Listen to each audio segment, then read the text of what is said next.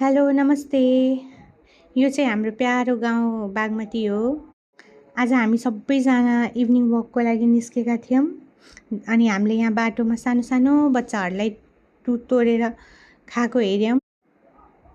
यहाँ बच्चाहरूले एकदमै रमाइलो गर्दै थियो।